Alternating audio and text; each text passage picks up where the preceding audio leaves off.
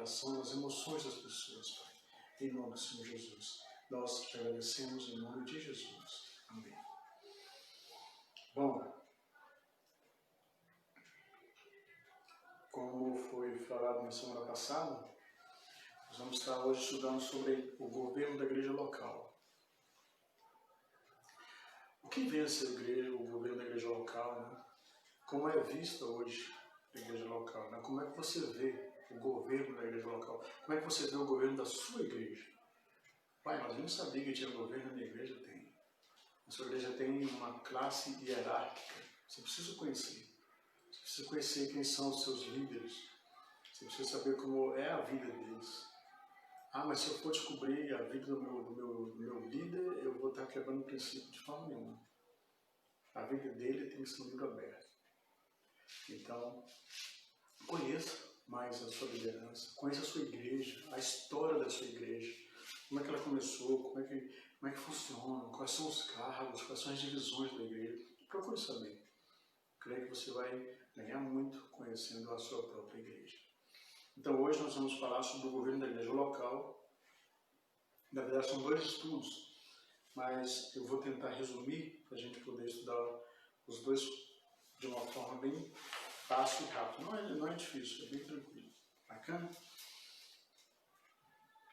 Veja só, começando, a Bíblia identifica claramente 3 áreas principais do governo na sociedade. Primeiro, o lar, que é constituído de pai, mãe e filhos, que é a família tradicional. O governo civil, que são o governo do nosso país, que é o presidente, o vice-presidente, senadores, deputados, governadores, prefeitos, vereadores, líderes de secretarias, chefes de secretarias, chefes, enfim. Essa é o cargo civil. E tem também a autoridade eclesiástica, que são os pastores, são os líderes da igreja, aqui comumente falando.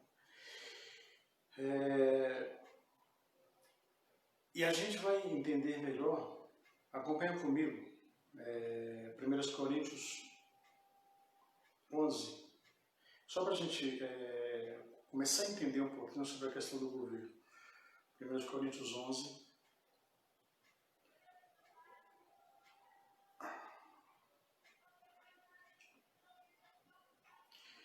versículo 1,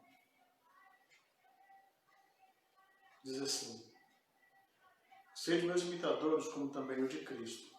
Louvo-vos, irmãos, porque em tudo vos lembrais de mim, e retendo os preceitos que vos entreguei. Mas quero que saibais que Cristo é a cabeça de todo homem, e o homem a cabeça da mulher, e Deus a cabeça da igreja. Aí aqui ele começa a falar de algumas situações. Romanos 13, ele também fala algo bem interessante a respeito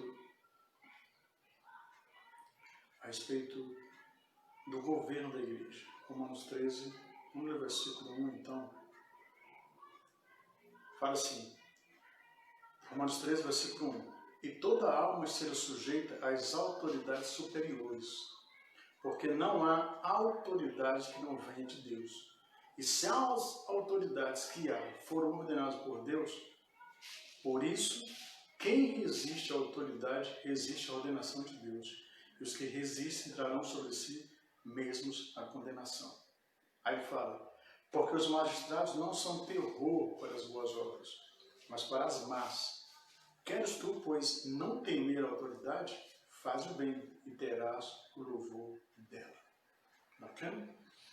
Nós vamos também encontrar outra referência em Hebreus capítulo 13, só para a gente poder ter uma noção de como é vista a questão do governo da igreja. Romanos 13, versículo 17.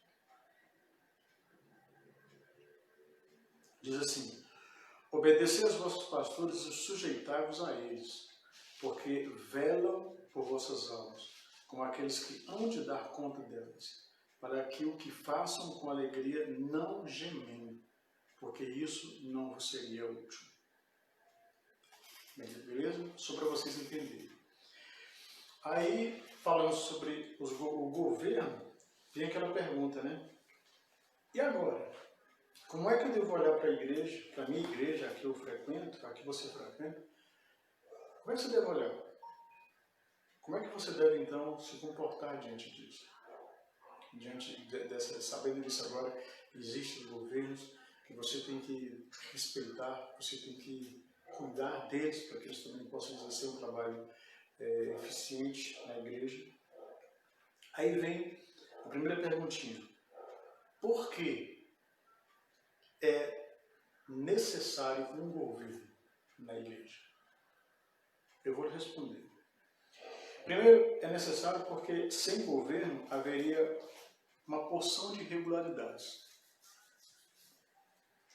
Haveria anarquia, haveria desordem no geral.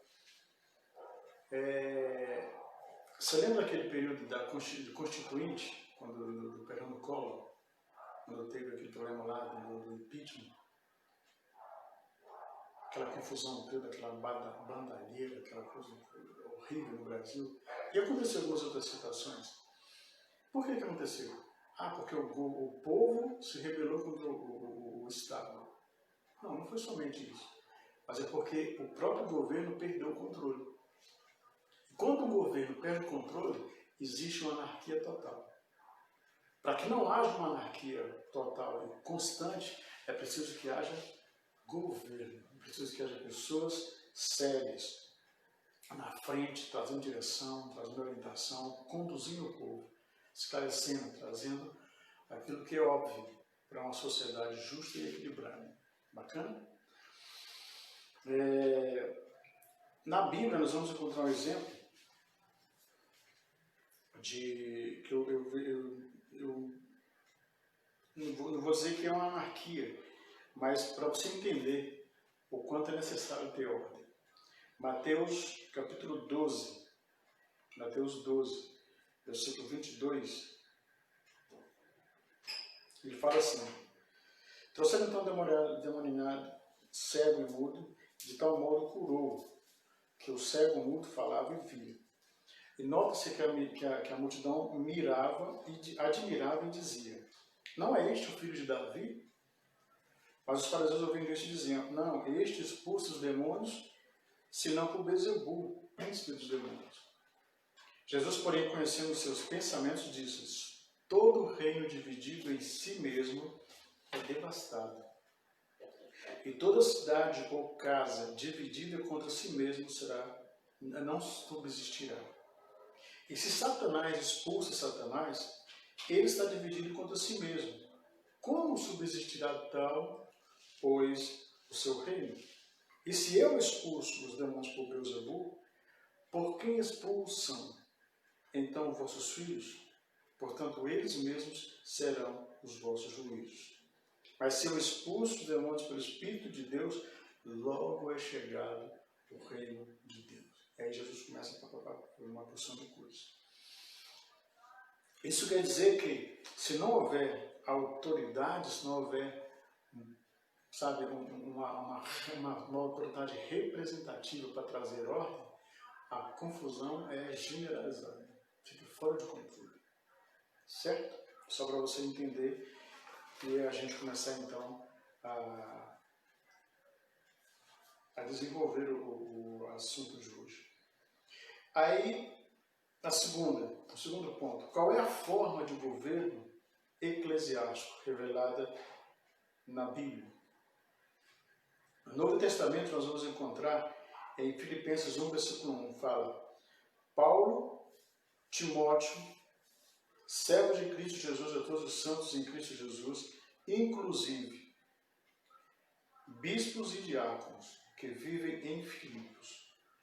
Bom, devemos notar não somente que os ofícios aqui representados na Bíblia são traçados aqui, mas também a ausência de qualquer descrição de burocracia existente, como hoje, ou denominacionalismo.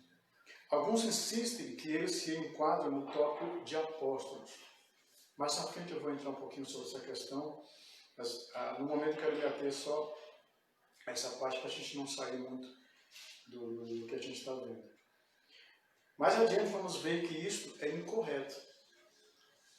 A questão de apóstolo, entendeu? A questão da liderança, do ofício, para alguns se resume na questão de apóstolo. A gente sabe que isso não é correto.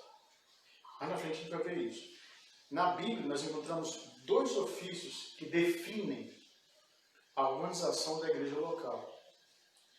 Embora haja muitos ministérios, esses são bispos e diáconos, para indicar sua posição como independente autoridade eclesiástica e sendo relacionados diretamente a Jesus Cristo.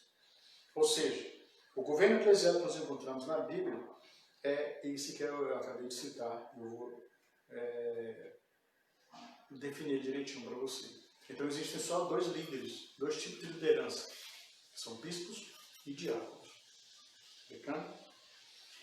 Quais são as definições? Quais são as definições bíblicas do ofício de um bispo? Nós vamos encontrar três palavras principais no Novo Testamento e elas referem-se à mesma pessoa. Primeiro, presbítero, que significa presbíteros, que significa sênior, quando usada em referência à igreja, e é o oposto de pessoa nova, ou líder nova, ou neófito. O segundo é bispo, que é episcopos, que significa supervisor, ou aquele que supervisiona. É o nome bíblico dado à posição dele. Refere-se ao ofício dele. E o terceiro nós vamos chamar pastor, que é poimen, que quer dizer pastor. Aquele que alimenta, aquele que sustenta, aquele que cuida, aquele que apacenta. Isso refere-se especificamente ao seu trabalho. Note, devemos conhecer que os 5 ministérios escritos em Efésios 4, versículo 9, são presbíteros com a responsabilidade de supervisionar. Mais na frente eu vou entrar em detalhes sobre isso. Então, seu título especifica a sua obra no corpo de Cristo.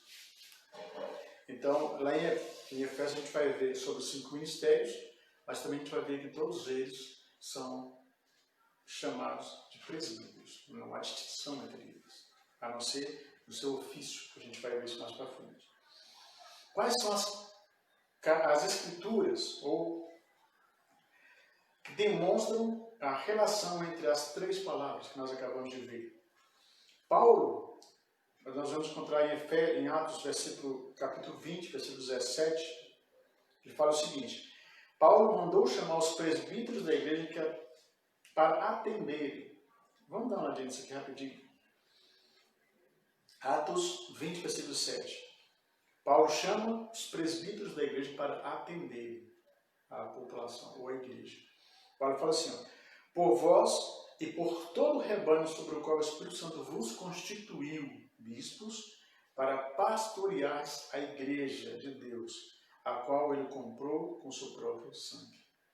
Aqui a gente encontra a primeira definição de que Paulo, quando ele fala, ele nos chamou de os apóstolos, os mestres, os pastores, os evangelistas, venham todos aqui porque vão me ajudar. Não.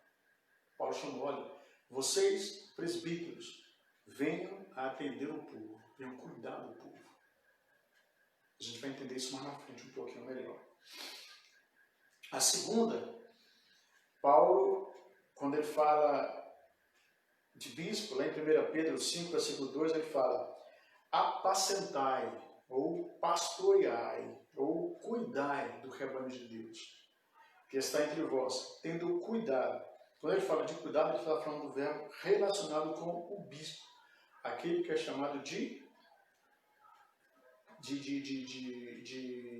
supervisor, aquele que supervisiona, aquele que cuida, de uma forma geral.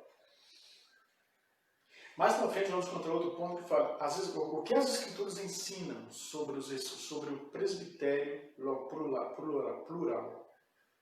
Primeiro nós vemos agora sobre a questão do governo eclesiástico, quais são as definições bíblicas do ofício de um bispo, as características das escrituras que mostram relações entre as palavras, né?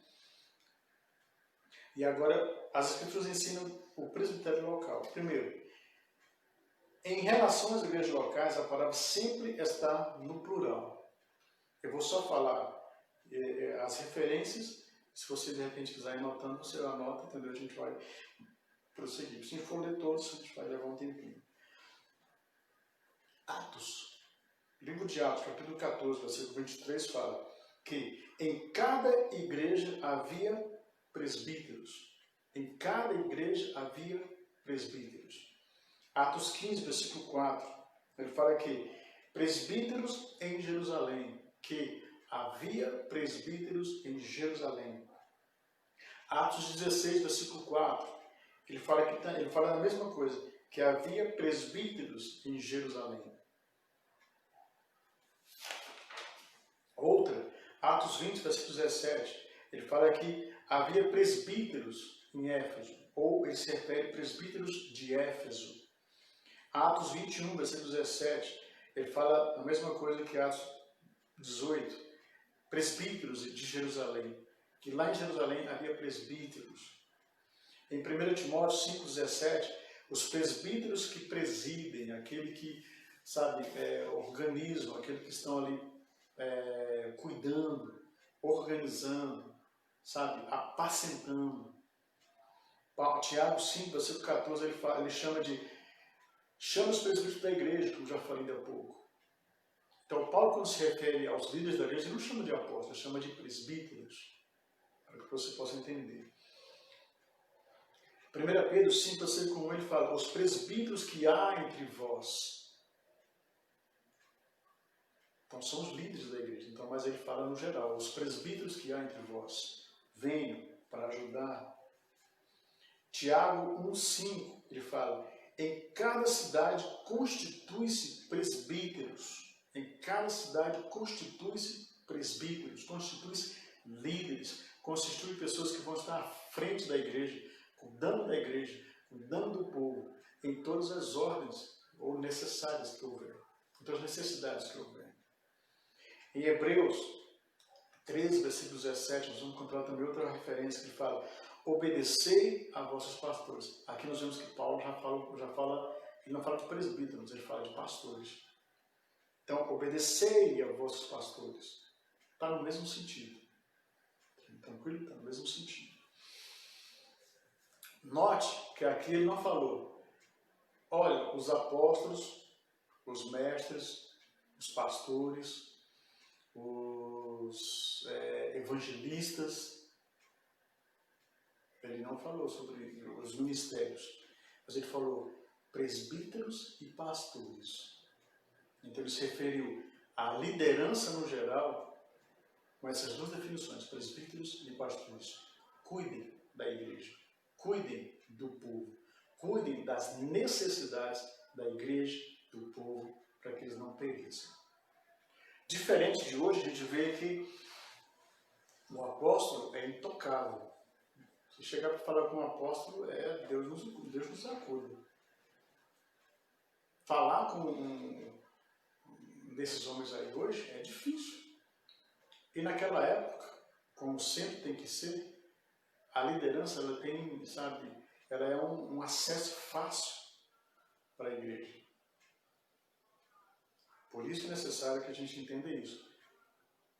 Ele não se referiu aos ministérios, ao ofício dele, mas chamou eles de presbíteros e pastores.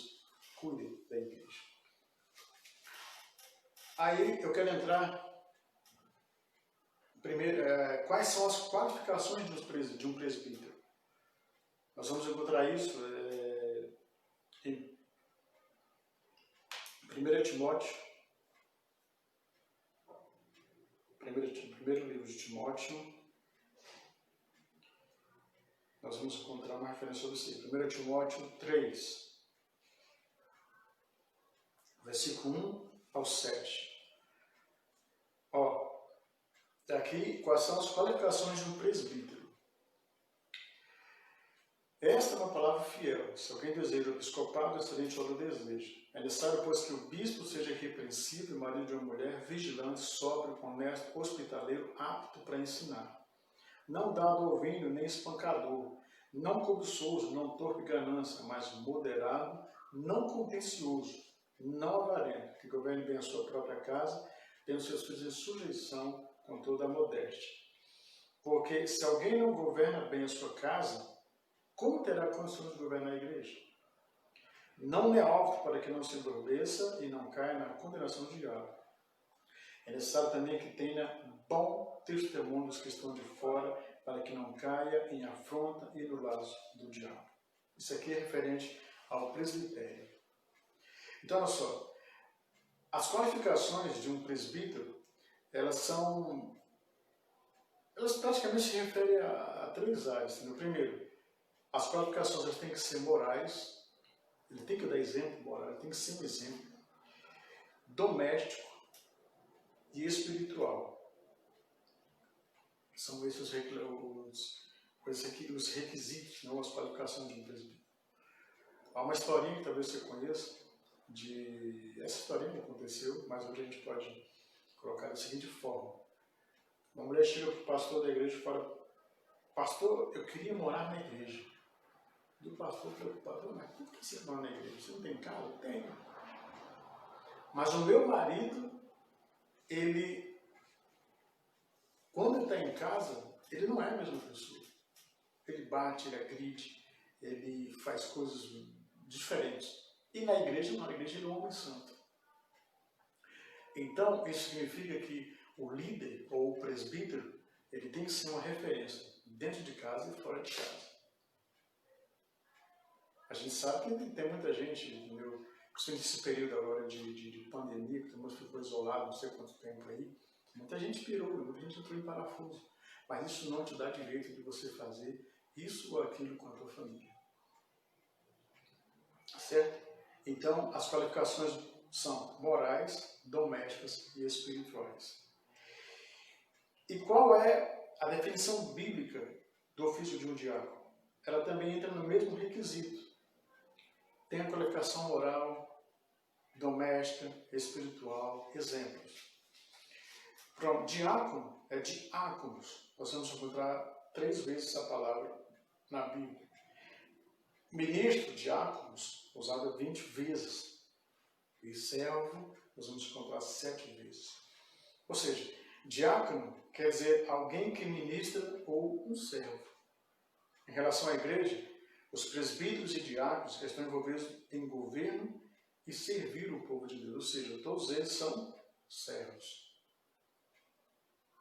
Embora hoje tenha muito líder das igrejas aí, que se acham tão santos, que se um membro da igreja quiser conversar com ele sobre algum assunto, não pode conversar com ele, tem que conversar com o subalterno dele, o líder que está debaixo dele. Ou seja, mudou os papéis. Os papéis hoje estão invertidos. Os líderes hoje não são alcançáveis. Você não pode mais conversar com um líder hoje. O bispo da sua igreja, o apóstolo da sua igreja, duvido que você consegue falar com ele. Duvido. Porque existe tanta gente naquele meio ali, que para você chegar a falar com o seu bispo, o seu apóstolo, é dureza. Mas é a realidade hoje. Por que isso? Mudou os costumes. Mudou a ordem.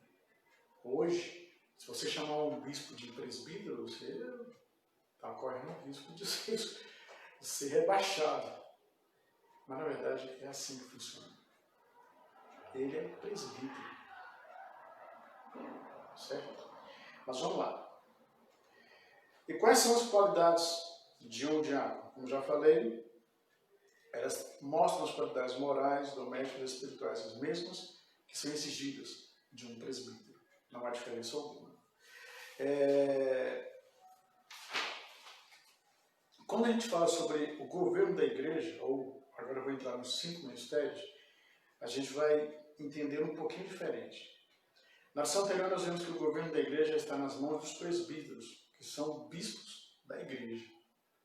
A palavra presbítero descreve o homem. A palavra bispo descreve o seu ofício, a sua supervisão, o seu trabalho, a função. As palavras pastor, apóstolo, profeta, evangelista e mestre descrevem a obra, o exercício da sua função. Primeiro nós vamos ver o que é um apóstolo. Qual é o papel de um apóstolo? Apóstolo, se a gente for ver direitinho, é aquele que é enviado. Ele foi chamado para ser enviado.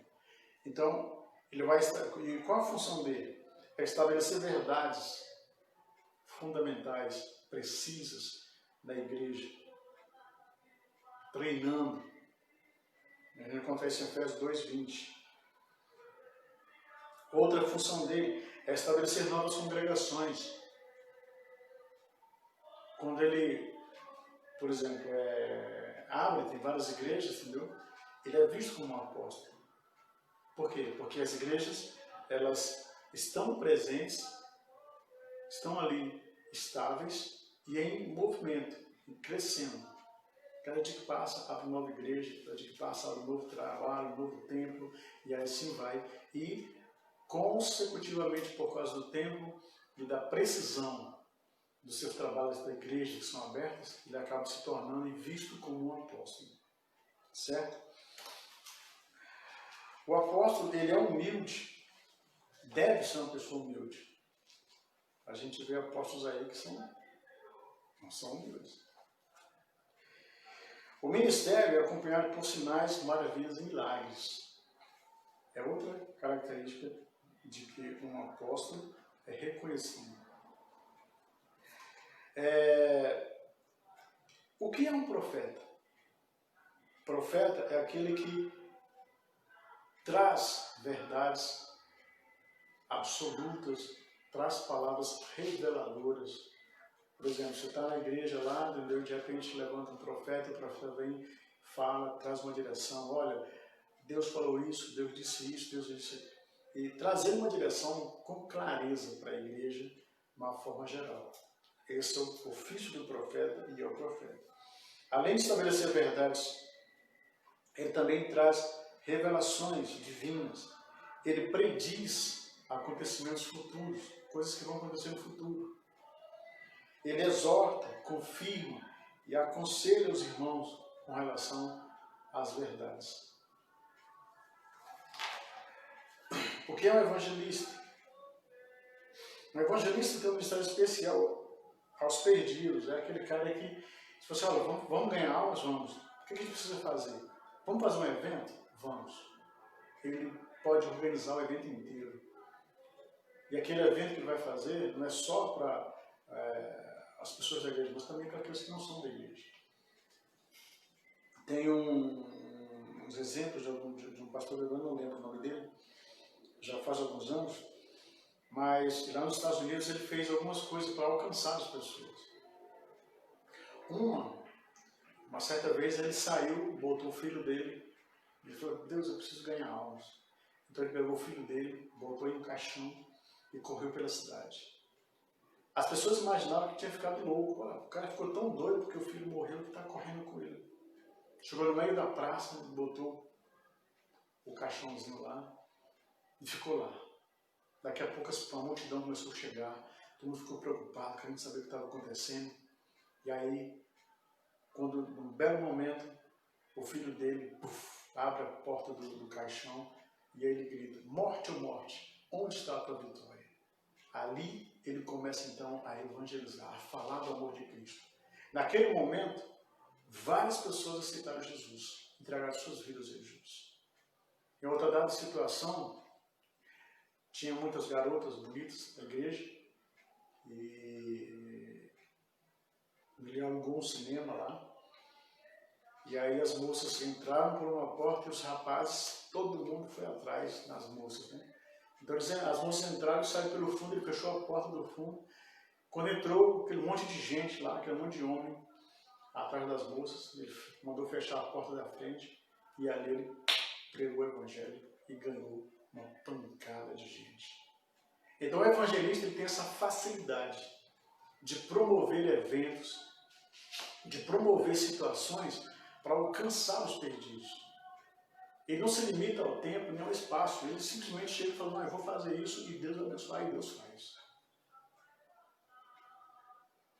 Certo? Então ele tem um ministério especial aos perdidos. Ele exerce uma atração emocional muito eficiente. As pessoas que chegam perto dele, sabe, se ficam extasiadas por causa do seu ministério, por causa da sua ação no seu ministério. E ele é uma pessoa diligente. Conhece a Bíblia, consegue explanar, consegue falar, às vezes de uma forma simples. Pedro é um exemplo clássico de um evangelista. Embora ele é chamado de apóstolo, mas a sua função era evangelista. O seu ofício era evangelista. Você pode ver que, por exemplo, em 2 situações que ele pregou o evangelho, quase 7.000 pessoas. Na verdade, foram mais, né? Quase 10.000 pessoas aceitaram Jesus. Em 2 ocasiões.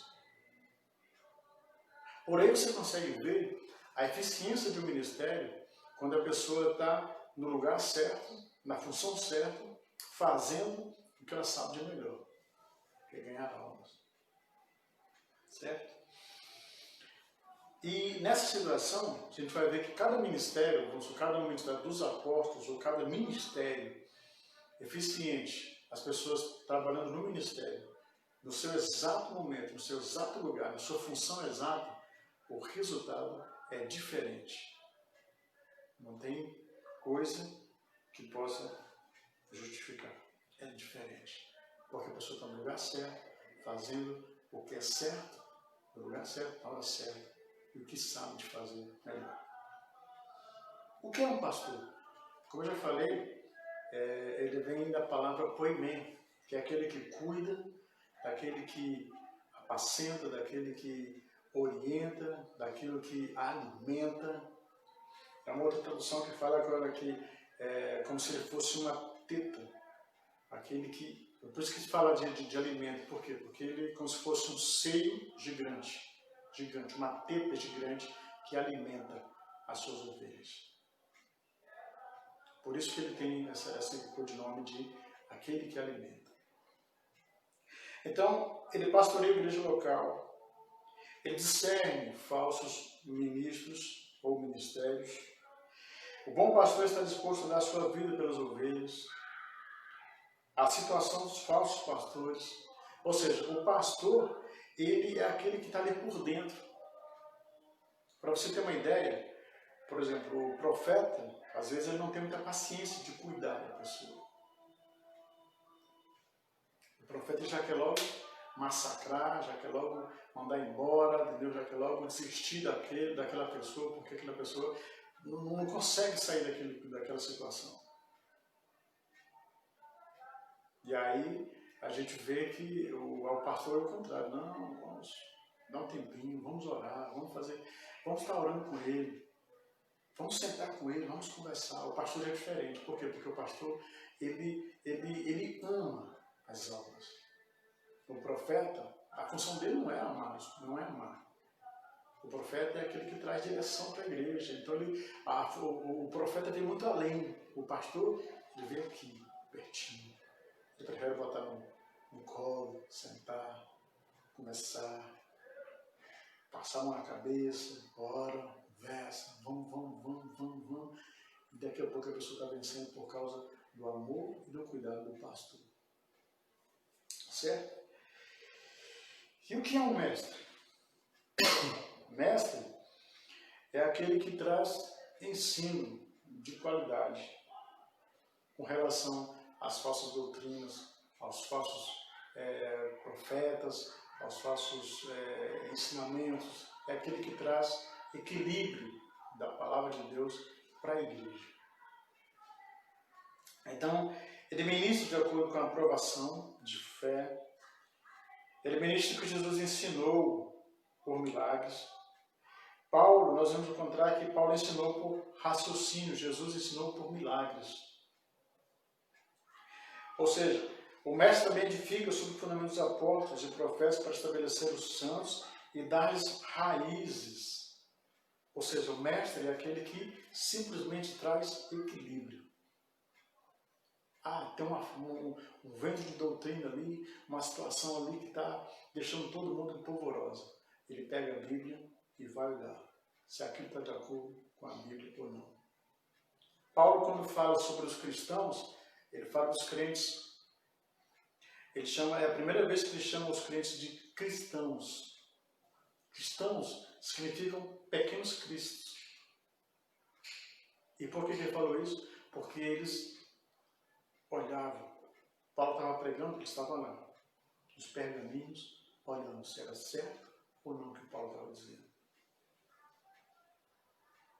Então o mestre, ele tem essa facilidade de trazer luz, de trazer clareza, de trazer equilíbrio para a igreja não se perder. Certo? Note que Jesus, quando aí a gente entra aqui na questão dos apóstolos, eu quero que você entenda que Jesus, quando chamou os 12 apóstolos, eles não estavam preparados, mas Jesus chamou. Como é que ele chamou? Aí a gente começa a observar que a gente começa a entender as coisas, porque a gente pensa assim, chamou de apóstolos porque eles eram apóstolos. Não, mas eles não eram apóstolos. Eles não eram apóstolos. Eles foram chamados, Jesus chamou eles e chamou eles apóstolos. Mas primeiramente nós vamos entender o seguinte, quando Jesus esteve aqui, ele chamou 12 homens para ajudá-lo a ensinar o seu evangelho. Note, esses homens vinham de origens diferentes, distintas, de origens simples, e a maioria deles eram pescadores. Simples, e o outro era coletor de impostos. Mas todos tinham algo em comum. E para eles, que eram escolhidos, ou que foram escolhidos, e foram chamados de apóstolos, o trabalho deles era servir uns aos outros e testemunhar do amor de Jesus. Ou seja, Deus escolhe pessoas simples, às vezes sem muito conhecimento, mas com um coração enorme de desejo de cumprir o seu chamado. Isso nós vemos na vida dos apóstolos. Quem foram os antigos apóstolos? E o que sabemos sobre eles? A Bíblia nos ensina que os apóstolos originais de Jesus Cristo foram Pedro, Tiago, João, André, Filipe, Judas Iscariotes, Mateus, Tomé, Tiago, filho de Alfeu, Bartolomeu, Judas Tadeu e Simão, o Zelote. Esses foram os 12 apóstolos, os 12 que Jesus escolheu. Pedro, Tiago e João, filho de Filipe, eram todos pescadores. Quando foram chamados para serem apóstolos, depois da morte de Jesus, Pedro presidiu a igreja e Cristo estabeleceu e os apóstolos pregaram o evangelho. Veja que Pedro, ele era pescador de homem, pescador. Quando Jesus o chamou, ele não veio pronto. Ele não veio já fazendo milagres, aquela coisa toda. Não. Note que se você olhar na Bíblia, depois que Jesus morreu, depois da morte de Jesus, Pedro ficou na frente da igreja. E aí é aquele momento que eu falei para você. Em duas situações, ele pregou o evangelho e quase 10 mil almas aceitaram Jesus. E sabe por quê? Por causa da personalidade dele e da fé, do conhecimento, de tudo que ele aprendeu com Jesus. A vida dele foi transformada da água para o vinho. Nós vamos contar também Mateus. Mateus era cobrador de impostos e publicano. Ele abandonou essa carreira para seguir Jesus Cristo. Mateus é conhecido como o escritor do Evangelho de Mateus, no Novo Testamento. Mateus era provavelmente um homem bem educado, e seu evangelho foi escrito especialmente para os judeus. Então, se você observar a história dos apóstolos, eles não vieram prontos. Eles não vieram prontos. Você lembra de Tiago e João? Para você ter ideia como eles eram, qual foi o que eles disseram lá? Jesus, se você nos permite, vamos destruir essa cidade. A gente pede aqui que caia fogo do céu, destrua tudo. Já que esse pessoal não quer se converter, o pessoal não quer te ouvir, então a gente derrama fogo aqui, destrói tudo, queima tudo. E Jesus falou assim, olha, vocês não sabem de que espírito estão falando. Mais tarde a gente vê João falando, o que ele fala? Filhinhos, eu vou sendo escrito, amem uns aos outros, assim como Cristo nos amou. E já muda a sua fala. Por quê? Porque ele passou por um processo. Ele aprendeu, para ele ser líder, ele precisava se rebaixar, ele precisava reconhecer Cristo como o Senhor dele. O que nós encontramos hoje é que os líderes hoje são talvez até maiores do que Jesus. Tem líderes aí, apóstolos, bispos. Você não tem condição de chegar perto deles. E é um erro. Não sabe de quem é a culpa? A culpa é da igreja. A culpa é da igreja. Então nós precisamos entender que a gente precisa dessa simplicidade.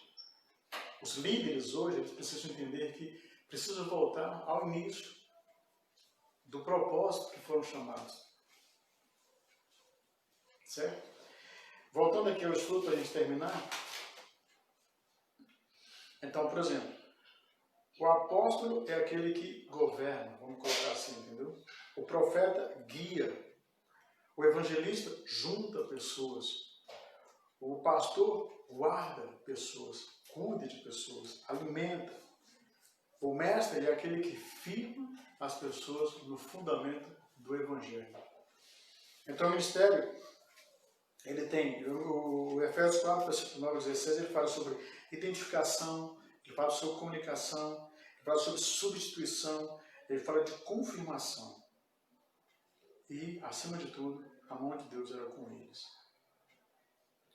Então, se os profetas fizeram predições acerca desse tempo, então certamente há de acontecer. Então, o profeta, quando ele ia falar uma coisa, ele era certo. As coisas aconteciam mesmo. Então, a gente precisa estar entendendo isso melhor. E a gente estudou isso hoje para que a gente possa entender. A igreja, eu entendo que a igreja hoje ela está meio que doente. A igreja, de uma forma geral, ela precisa voltar ao primeiro amor.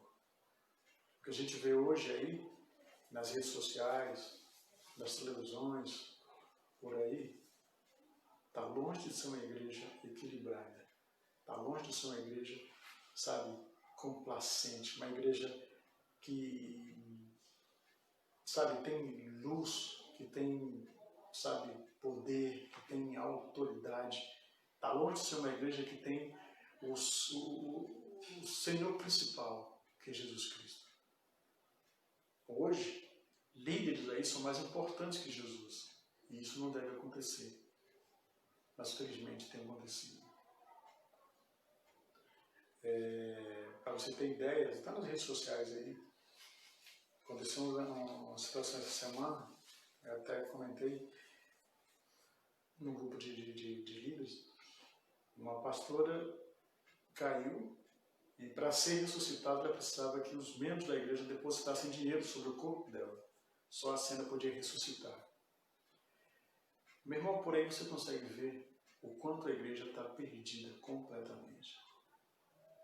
Porque se a gente fosse depender de gente como essa pastora, a igreja está alucinadamente perdida. Terrivelmente perdida. Então nós precisamos voltar. Clamar a Deus por, sabe, uma liderança justa, honesta, uma liderança eficiente, uma liderança que tenha o compromisso com a palavra de Deus. Porque muitos líderes que estão aí só estão preocupados consigo mesmos e não tem nenhuma preocupação com o resto da igreja. Pastores que se dizem pastores não cuidam da igreja. roubam da igreja, sabe?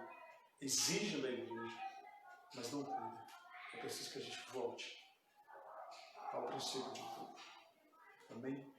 Meu irmão, Deus abençoe. Se tiver dúvida, manda um feedback pra gente. Se não entendeu, a gente pode esclarecer para você. E se você tiver alvos de oração, manda pra gente vai estar orando. Tá bom? Que Deus abençoe. Tenha uma ótima noite, uma ótima quinta-feira. E até a próxima.